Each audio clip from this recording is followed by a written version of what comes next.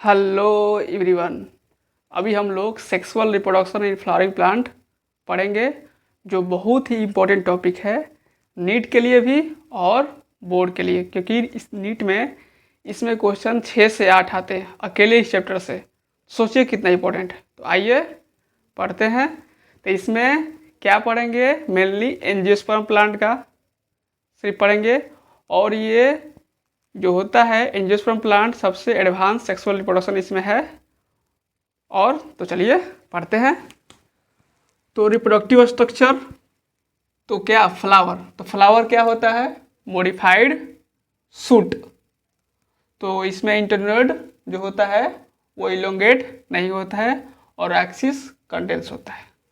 तो इसमें 4 ओल्स होते हैं, चक्री जिसको बोलते हैं, 2 इसेंशियल और 2 एसेसरी। तो इसेंशियल में एंड्रोसियम गाइनोसियम, तो एसेंशियल में जो है सीधे रिप्रोडक्शन में काम आते हैं। एंड्रोसियम ये ग्रुप का नाम है, उसका यूनिट क्या है? स्टेमेन और माइक्रोस्पोरोफिल। उसी तरह से गाइनोसियम या फीमेल ही बोलते हैं इसको, और इसको मेल रिप्रोडक्टिव स्ट्रक्चर। तो ये क्या हो जाएगा? इसका यूनिट क्या है? कार्पल पिस्टिल, या इसका नाम क्या है? Mega sporophyll. अगर इसको रिलेट करना चाहेंगे तो जैसे स्पोरोफाइट कहाँ से स्टार्ट हुआ? प्लांट डाइवर्सिटी से। तो प्लांट डाइवर्सिटी में टेरिडोफाइट में स्पोरोफाइट स्टार्ट हुआ। तो स्पोरोफाइट वहाँ पे 2 तरह के बनते हैं, होमोस्पोर, हेट्रोस्पोर। क्या बनते हैं? होमोस्पोर और हेट्रोस्पोर। उसके बाद हेट्रोस्पोर में उसके बाद आगे क्या है? माइक्रोस्पोरोफिल, मेगास्पोरोफिल बना। तो उसके बाद माइक्रोस्पोर, मेगास्पोर ये बना। तो उसके बाद क्या बना? Male cone, female cone. फिर ऐसे जिम्नोस्पर्म में आएंगे, तो जिम्नोस्पर्म में हेट्रोस्पोर होता है, तो उससे मेल और फीमेल कोन बने। उसके बाद इसमें एंजियोस्पर्म प्लांट में एंड्रोसियम, गाइनोसियम। तो एंड्रोसियम को क्या बोलते हैं? माइक्रोस्पोरोफिल भी बोलते हैं, और गाइनोसियम को मेगास्पोरोफिल। तो ऐसे अगर रिलेट करके पढ़िएगा प्लांट को तो आपको अच्छे से समझ में आएगा, आपको ज़्यादा फास्ट नहीं लगेगा। तो देखते हैं इसमें एसेसरी जो रिप्रोडक्शन में सहायक होते हैं। कोरोला का यूनिट क्या है? पेटल, जो अट्रैक्टिव होता है और ये अट्रैक्शन करता है और ब्राइटली कलर होता है। कैलिक्स, इसका यूनिट क्या है? सेपल।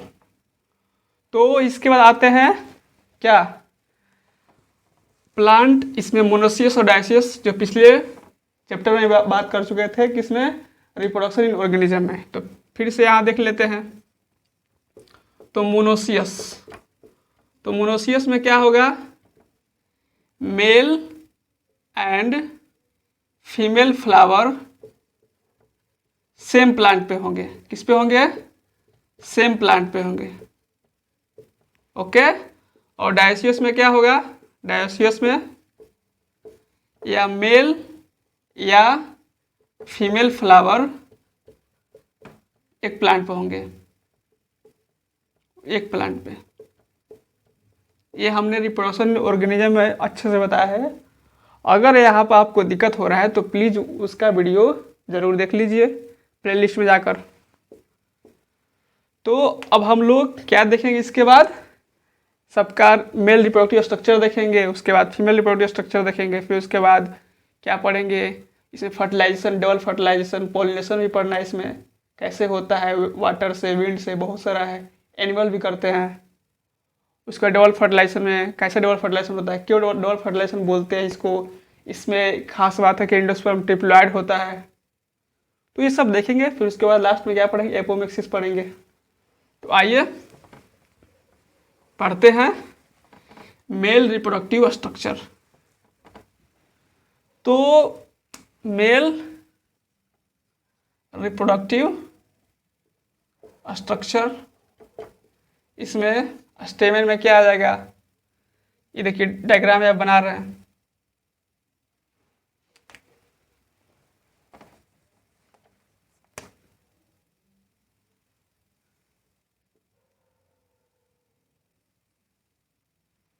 तो ये हो गया, इसको बोलते हैं फिलामेंट। फिलामेंट इसको बोलते हैं कनेक्टिव, और इसको बोलते हैं एंथर। ओके। और जैसे इसमें जैसे फ्लावर में क्या हो जाएगा, स्टिग्मा स्टाइल ओवरी। तो जो स्टिग्मा उसमें होता है ओवरी, ओवरी बनता है फ्रूट, और फ्रूट जो और ओव्यूल बनता है, ओव्यूल क्या बनता है आगे चलकर सीड बनता है। तो ये सब आगे डिटेल में बात करेंगे कैसे बनता है। तो जो एंथर हो गया वो कैसा होता है, बोलिए बाइलोब्ड है ना। तो एंथर कैसा होता है, बाइलोब्ड। कैसा होता है, बाइलोब्ड होता है। और इसमें एक ग्रुप्स होते हैं, स्क्रैचेस, गड्ढा बोल लीजिए ऐसे। तो इसको बोलते हैं थीका। तो एक लोब में कितना थीका होता है, इसको बोलते हैं थीका। तो क्या हो जाएगा, डाईथीकस। तो ईच लोब में डाईथीकस। तो इसको क्या बोलते हैं, एक थीका को बोलिए पोलन सैक बोलते हैं। क्या बोलते हैं, पोलन सैक या माइक्रोस्पोरेंजिया। क्या बोलते हैं, माइक्रोस्पोरेंजिया। ये हो गया। तो ईच लोब में कितना थीका है, तो थीका इक्वल टू क्या हो जाएगा, पोलन सैक या माइक्रोस्पोरेंजिया। तो ईच लोब में कितना थीका है, डाई है, 2 है। इसलिए यहाँ पे 2 लोब है, इसलिए कितना हो जाएगा, टेट्रा हो जाएगा ना, टेट्रास्पोरेंजिएट। क्या हो जाएगा, टेट्रास्पोरेंजिएट। ये हो जाएगा। बाईस्पोरेंजिएट भी होते हैं, लेकिन मेनली आपको क्या पढ़ना है, टेट्रास्पोरेंजिएट के बारे में पढ़ना है। और जैसे कि बहुत बड़े बड़े कोचिंग के में बहुत सारा चीज़ दिया है, उसको नहीं पढ़िए, क्योंकि वो बीएससी और एमएससी लेवल की तक दिया हुआ। तो आपको कोई अगर बीएससी एमएससी करना है तो आप पढ़िए, नहीं तो अगर 12th करना है, आपको नीट निकालना है, आपको डॉक्टर बनना है, तो फिर ये पढ़िए। नहीं कि इतना पढ़ लिए कि और कुछ आ ही नहीं रहा है। इसीलिए सही पढ़िए, अच्छा रहेगा आपके लिए। उसमें बहुत सारा दे चुका है, बीएससी एमएससी लेवल का पूरा एकदम दे चुका है। तो आइए क्या कीजिए, एनसीईआरटी पढ़िए और समझिए उसको अच्छे से क्या बोल रहा है। बस क्वेश्चन देखिए डायरेक्ट, ज़्यादा कुछ समझ रहे तो डायरेक्ट क्वेश्चन देखिए, प्रीवियस ईयर क्वेश्चन जितने भी हैं। तो क्या होगा, टेट्रास्पोरेंजिएट। ओके। तो इसमें एक हमने इसे मेल रिप्रोडक्टिव स्ट्रक्चर से उसमें एक छोड़ दिया है, मोनोकार्पिक और पोलोकार्पिक। तो मोनोकार्पिक क्या होता है, इसमें फ्लावरिंग और फ्रूटिंग प्लांट में एक बार होगा लाइफ में। वंस फ्लावरिंग और फ्रूटिंग क्या होगा, वंस इन लाइफ टाइम, मतलब एक ही बार सिर्फ फलेगा फूलेगा। तो इसका एग्जांपल क्या होगा, ऑल एनुअल और बाइनियल प्लांट। और पोलीकार्पिक क्या होगा, पोलीकार्पिक फल। तो इसमें फ्लावरिंग और फ्रूटिंग मोर देन वंस, एक से अधिक लाइफ टाइम में अधिक बार करेगा। तो इसका एग्जांपल, इसका कौन प्लांट हो जाएगा, ऑल पेरिनियल। ओके। और क्या है ये एनुअल, बाइनियल, पेरिनियल, ये रिप्रोडक्शन ऑर्गेनिज्म में डिटेल में समझाए हैं, तो प्लीज़ उसका ज़रूर देखिए सब अच्छे से समझने के लिए। ओके। चलिए यहाँ पे एंथर के बारे में बात करते हैं, मेल रिप्रोडक्टिव स्ट्रक्चर के बारे में बात कर रहे थे, तो वो देखते ही तो मिटा देना, इसको रब कर दे रहे हैं। तो मेल रिप्रोडक्टिव स्ट्रक्चर में क्या था, एंथर जो बाइलोब्ड था, क्या था, बाइलोब्ड था। देखिए ये इसको अच्छे से करते, इतना डार्क नहीं बनाना चाहिए मेरे को, जो थीका बना है, ये ग्रुव है, गड्ढा रहता है। तो ऐसे दूसरे पेन से बना देते हैं इसको, एक गड्ढा को दूसरे पेन से बना देते हैं। तो बाइलोब्ड था एंथर, और एक लोब में 2 थीका, डाईथीकस, इसलिए टेट्रास्पोरेंजिएट। ये यहाँ तक हो गया। तो अब इसका हम लोग क्या देखेंगे, ट्रांसवर्स सेक्शन देखेंगे। तो ट्रांसवर्स सेक्शन जब देखेंगे तो इसमें कितने लेयर आएंगे, 4 लेयर। क्या करेंगे, जब ट्रांसवर्स सेक्शन देखेंगे इसका कट करके ट्रांसवर्स सेक्शन, इसको वाल कितने आएंगे, इपिडर 4 लेयर, इपिडर्मिस, इंडोथेसियम, मिडिल लेयर और बोलिए टैपेटम।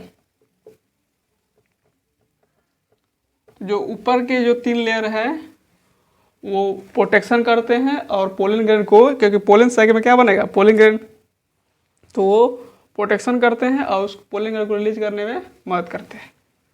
प्रोटेक्शन और help to dehiscence of anther, जो पोलन ग्रेन को रिलीज में डेहिसेंस ऑफ पोलन ग्रेन।